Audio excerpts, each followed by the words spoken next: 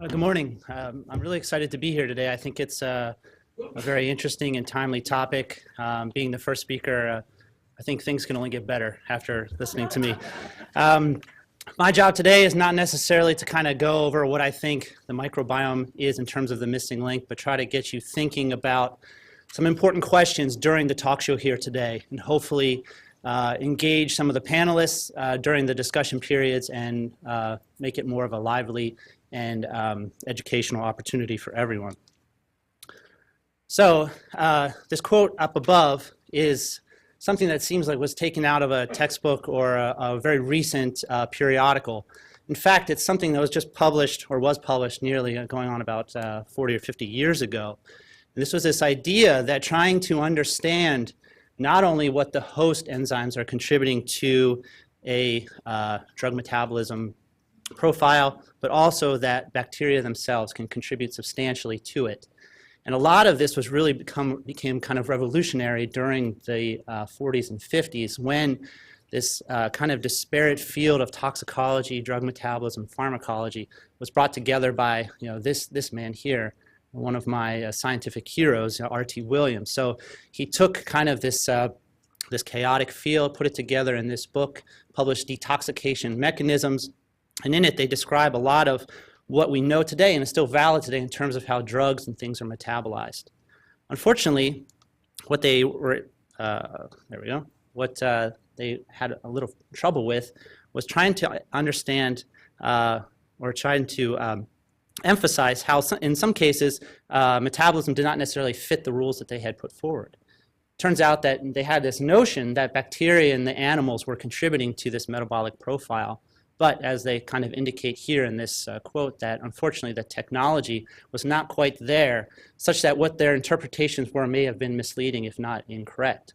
Fortunately today, we've kind of solved some of these problems. We're now much more advanced technologically than we have been in the past, and this has really helped to springboard and advance a lot of our field.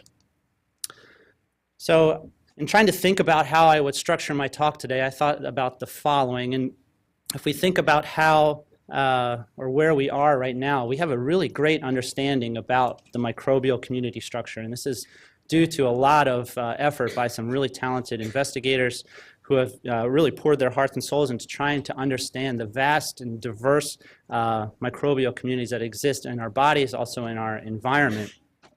We started to capture a little bit more about what the metabolic activity of these organisms is like, and ultimately how this may contribute to health and disease. And I think we'll see some examples of that throughout today's session. But the big black box is, what are the things that are actually driving these changes in metabolic activity?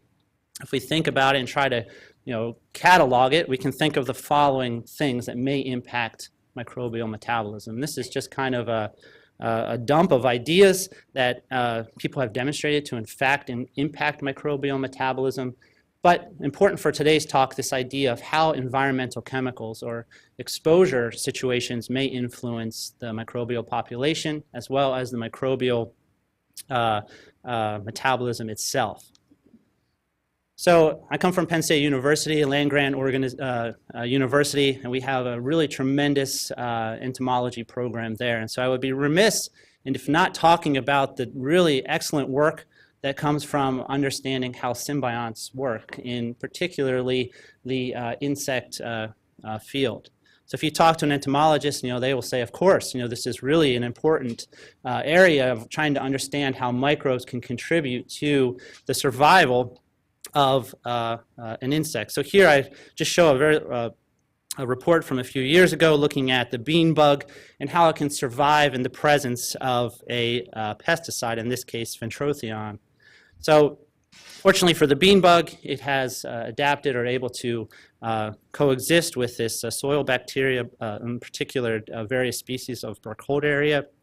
And fortunately, these bacteria can survive on the metabolism of these pesticides such that they can use these for their carbon source, and therefore the bug can exist in soybean crops. In this, I think this example was taken from Japan. Another more recent example is looking at how the coffee berry borer impacts our coffee harvest. So, we're really fortunate everyone had some coffee this morning, I'm sure. And this is another example of where a bacteria can provide some beneficial effect to the host. So in this case, we talk about beneficial effects, but we really focus on how we can think of these truly as environmental chemicals that are in existence to either ward off that pest from a natural state in terms of caffeine, but also in terms of pesticides. It's a big problem in facing environmental fields. So now if we try to extend this to human health, well, the picture gets a little bit fuzzier in terms of environmental chemicals and how they may actually impact us.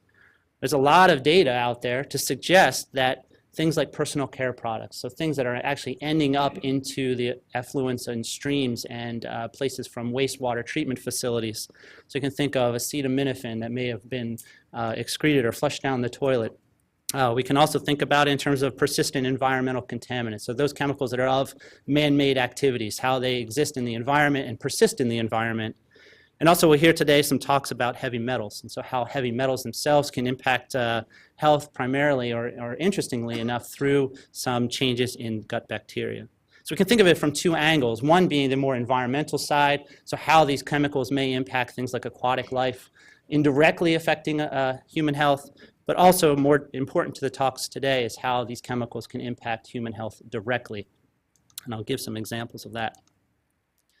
So again, as I said, I'm from Penn State. In our backyard, we have a living filter. So wastewater from our sewage treatment plants are sprayed onto these fields where they are then, hopefully, to degrade naturally things like antibiotics and other chemicals that may have survived the wastewater treatment plant. So it works well, but not well enough, so it doesn't eliminate everything. And I think this is a really excellent example that we can think about in terms of our own health. So not only does this type of living filter system affect aquatic wildlife, perhaps. Also, ultimately, long-term may contribute to antibiotic resistance, but we can think about how this may parallel to our own lives, where we're exposed to chemicals over our lifetime, seemingly in relatively low concentrations, but on a continuous basis, and how these subtle changes, not necessarily acute changes, may impact us long-term in terms of our health. It's a very interesting area, and I think one that we can draw a lot of parallels from things like this. So drawing from this, just a few examples of what's actually out there in the literature if you're not familiar. Again, looking at pesticides, in vitro studies with stimulated human intestinal metabolic chamber studies have revealed that these chemicals can induce dysbiosis. So what does this actually mean in terms of an in vitro study is somewhat unknown. Importantly, people start to demonstrate that indeed that intestinal bacteria can actually degrade pesticides in our body. Oops, sorry about that. So overall, we can draw from this that pesticides themselves can interact with and modify our intestinal microbiome. Furthermore, we can talk about arsenic, heavy metals. Other examples like cadmium, bismuth have been shown now to also interact and modify the gut bacteria. So an example here, and the reason why I demonstrate this or put this one up for you is to show that gut bacteria can actually metabolize arsenic to more nasty or toxic chemicals, in this case methylated arsenicals and thioarsenicals. So it's important here now just to show the opposite effect, that indeed intestinal microbiota themselves can metabolize these metals and contribute, importantly, to pre-systemic metabolism, something that we don't necessarily think too much about, but that will have a huge impact on the way we understand or approach a toxicologic phenomenon. Also, a lot of data to suggest that these bacteria in our bodies can contribute to or modify how we metabolize drugs. So drugs not necessarily ones that we're taking, but also those that we may be exposed to. So altering the disposition of a chemical, so the absorption, the distribution, the metabolism, and the excretion, ultimately can be modified through bacteria. And now you can understand if we all have different types of bacteria or maybe have different compositions of bacteria, how necessarily one drug may not be or work well for us. And so this idea of precision medicine obviously should include some component of the microbiome in it. So we can't really talk too much about environmental chemical exposure if we don't first talk about dose. So this is a really excellent paper written by Stephen Rappaport's group a number of years ago, demonstrating, I think, a really kind of interesting observation. So here he's looking at cumulative exposure of chemicals throughout a human lifetime. So for example, you can see on the right side, we have things that are related to drugs we take. foods we eat, endogenous compounds. It's quite surprising that they actually overlap fairly well. What's interesting is when you look at where the environmental chemicals may fall into this type of continuum, they fall almost 1,000-fold less in terms of concentration to what we can compare to with in terms of drugs and food. That doesn't necessarily mean that they're not important. But if you think back to the example I used with, say, the living filter, where we're exposing that living filter to low doses over a long period of time, introducing perhaps subtle changes, the same type of parallel could be drawn here. Perhaps low-level exposure long-term can cause some deleterious problems. It's one thing that we don't really have a good handle on, and this idea of trying to understand what that exposome is, basically the cumulative collection of chemicals that we're exposed to throughout our lifetime, it's hopefully to kind of get to that point. And that was a workshop I believe last year. So if we think of the exposome, of course it's going to capture metabolites and components from food, pesticides, cosmetics, pollutants, things that we're exposed to on a daily basis. Also, we can start thinking about how these things are metabolized. So they may themselves be harmless, but can be metabolized to reactive intermediates. So I kind of show here that it looks like xenobiotic metabolism may overwhelm that of endogenous metabolism. It may actually be somewhat true. We think about all the things that we're exposing ourselves to, not necessarily from what might be present in, say, a textbook. So that makes me begin to wonder, should we really reconsider what we mean by dose or exposure? So we think about pre-systemic or first-pass elimination versus actually what is absorbed. Right? As we think about in terms of toxicology, we don't really think about it being in our bodies until it's actually been absorbed. We can think about it how it transverses from the intestine or across our barrier of our skin, where these chemicals will indeed have to interact with microbiota. Furthermore, we have to consider the route of exposure and the impact that might have on the microbiome. There's an excellent example published last year out of Peter Dorstein's lab looking at the molecular cartography of the human skin. This is really, I think, an excellent example showing how bacteria across the skin are very different in terms not only of where they are located, but also of what perhaps they may be associated with metabolically. Now you throw on top of that all the lotions and creams, antibacterial agents we put on our skin and how this may actually impact our skin microbiome. It raises a very important and interesting question. So perhaps dermal exposure may be something to consider more along with microbiome exposure on the skin as well. Obviously, we can't talk too much without thinking about antibiotics. And it's interesting to think about differences in low chronic doses where we may see weight gain, promotion, inflammation. I know speakers will talk more about this today. And obviously how this critical timing window for these exposures really influence how these individuals progress towards these adverse metabolic states. Not drawn to scale here, but these chickens and cows here obviously also can contribute to this as well through low-dose antibiotic exposure that we will consume through our diet. On the flip side of this, we can also think about how high-dose, acute doses of antibiotics can actually be beneficial. Okay? They may improve fatty liver disease. They may actually reduce the progression of hepatocellular carcinoma by reducing the production of bacterial metabolites, in this case deoxycholic acid, which is known to be a DNA damage-inducing agent and promote liver cancer itself. So there's some important questions we need to ask ourselves about dose. Antibiotics is just an easy one to address. But when thinking about environmental chemicals, it's one that becomes a little bit trickier to understand. So as the first few slides indicated, we really need tools to help us uncover and decipher the interaction between the host and the gut. What does that mean? Well, we have really great making great use of mouse models, both conventional germ-free animals, transgenic, intestinal knockout animals that allow us to understand how these different genes, proteins interact with various tissues across our body, but importantly, how they may actually serve to signal with the microbiota. Also, we've made great advances in understanding community structure through 16S ribosomal RNA amplicon sequencing, metagenomics, and sorry that got cut off, and also metatranscriptomics. So trying to understand what the bacterial population looks like, what its DNA content looks like, and perhaps what its gene expression looks like. And a bit selfishly, I really value the metabolomics platform to help really ascribe some function to these observations we make in our mouse models and also with our sequencing data to try to provide some functional readout of what these changes actually mean. So we can think about this, if we're actually looking at it in terms of small molecules, well, we can think about this as a communication system that exists between the host and the microbiota. And are there ways that we can listen in on this communication? Metabolomics may be one way to do it. So if we talk about this small molecule chatter, well, the question is who's actually listening? And I just throw up one possibility. There's a variety of receptor systems out there that are interacting with our microbiota on a daily basis. I just focus here on the ones in blue, the metabolic sensors. So these are nuclear, part of the nuclear receptor superfamily, are involved in a lot of important biological processes. Interestingly enough, they're highly expressed in the gut and also in the liver, where they have been more recently shown to be important for modulating or important for the crosstalk between the host and the gut. And I'll give one example towards the end of my talk today.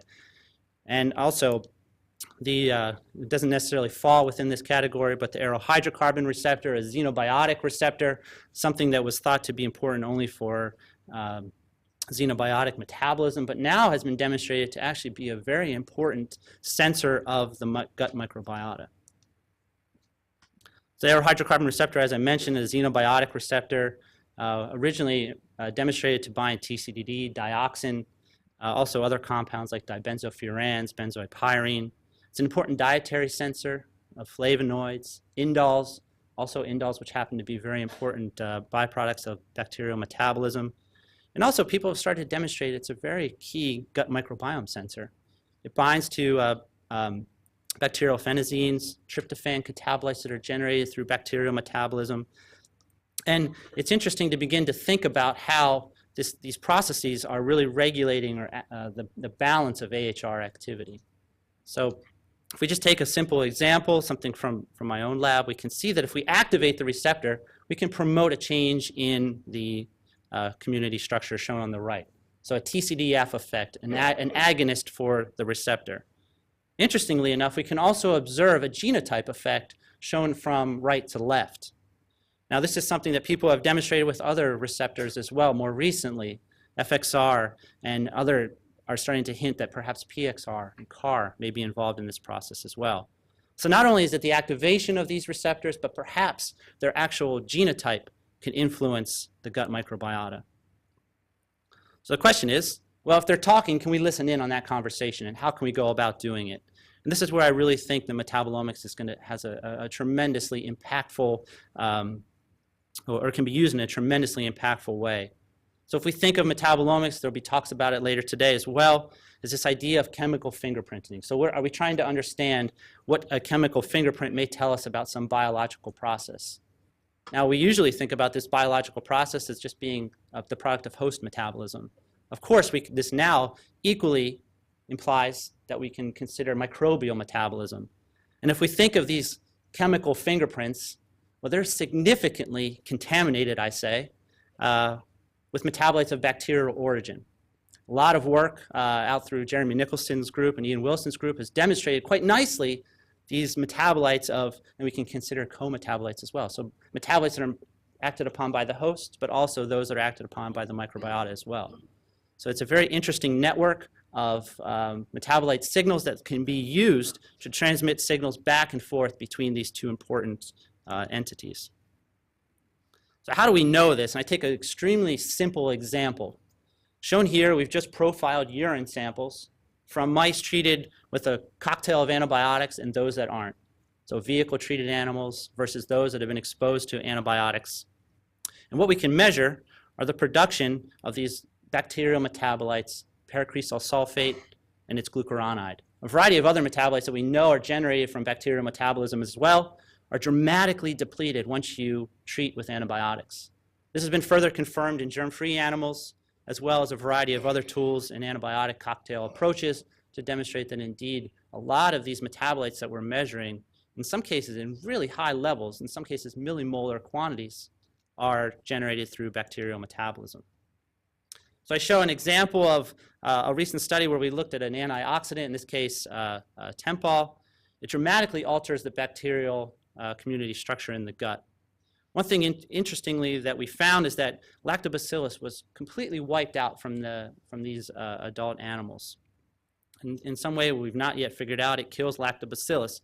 And I don't really show that for much of an interest, but the reason why this is interesting is when you start thinking about perhaps what these bacteria may be doing in terms of acting upon our endogenous compounds like bile acids. So bile acids or bile salt hydrolase activity in a variety of endogenous, or excuse me, in a variety of gut bacteria, namely lactobacillus, Clostridia, can rapidly deconjugate these bile acids for reasons that aren't quite clear to people yet. Perhaps they need sulfur. Perhaps these bile acids, these conjugated bile acids are toxic. No one quite knows. They're rapidly deconjugated to the unconjugated form.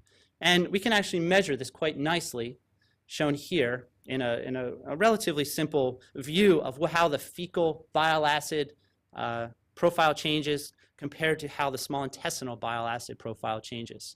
So shown on the left, I show that unconjugated bile acids are dramatically depleted when we treat with these antioxidants or when we treat with antibiotics. The reason being is that we're very quickly and rapidly removing the bacteria that have these enzymes in them to deconjugate these bile acids.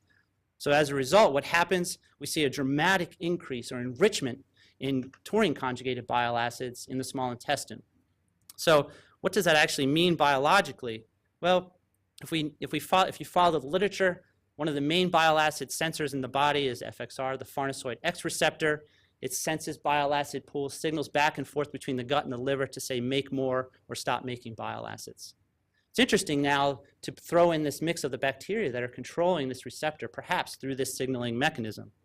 It turns out when you enrich these conjugated bile acids, you can actually dramatically dampen down FXR signaling in the intestine while not necessarily doing much in the liver. So overall, we see a repression of FXR target genes in the gut. And biologically, what does that mean? Well, it turns out through a lot of work through a number of groups, these bile acids actually are potent antagonists of FXR in the gut. Shuts down FXR activity in the gut and can lead to some very beneficial effects for the host. So shown here is just a simple reporter assay looking at how these bile acids either activate or shut down FXR activity. So a typical FXR agonist or activator, TCA, will increase FXR activity. And here we're just measuring a target gene, so something that the transcription factor is going to activate. Whereas if we treat with taurine-conjugated beta-murocholic acid, you can see FXR activity goes down. And then other bile acids, TCDCA, goes up. And interestingly, taurine UDCA also represses. In fact, some of these compounds related to UDCA are now in the clinic to help treat things like fatty liver disease. Remarkable use of just simple bile acids for therapeutic intervention. So perhaps not only are the bile acids themselves useful for modifying the host metabolic state, but also perhaps you can think about it now as using bacteria to do the same thing. Those that have potent bile salt hydrolase activity versus those that don't. So overall, what's the effect of this observation? Well, if we reduce FXR activity, ideally we're doing this through reduced bile salt hydrolase activity in the gut bacteria. It promotes weight loss in mice. How this translates to humans, we're not quite yet sure, but we can compare wild-type mice shown on the left with and without this drug that can wipe out lactobacillus versus mice that lack the receptor only in the intestine. You can see that they are unresponsive to the treatment. So that leaves me with the following questions, and ones that I hope you really consider throughout the series of talks today. The important one, I think, is when we start thinking of the notion of dose. How should we really, what considerations should we make of dose when we start thinking about the microbiota? Right? We can think about it during, the routes of exposure through dermal, oral, inhalation, others as well. The timing of that exposure, sensitive populations, young, old individuals, as well as the duration. So think of, again, of the example of the living filter. Importantly, I think, how do we best monitor and interpret these changes?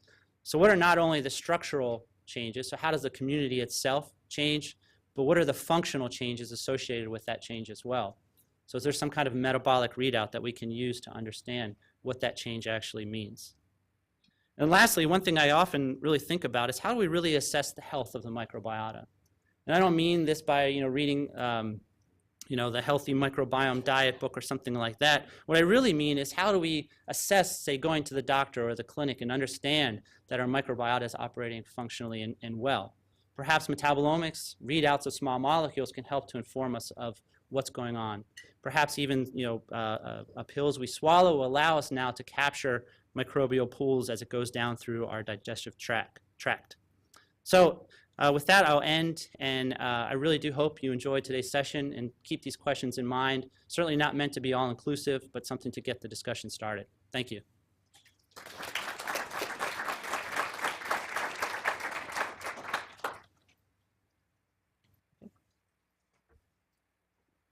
Time for a few questions. Yes. So you talked about post listening to the chatter from the microbiome, the receptors. Has anybody evaluated whether or not that listening device also includes epigenome? Yeah, it's a good question. So this idea of, hopefully we can include this in our understanding of the exposome. So this broad understanding of the chemical exposure. So personally, no, I've not been involved in those discussions, or those types of experiments, but it's certainly something very important to consider. So not only the epigenome, but of course also the metagenome, if we think about it.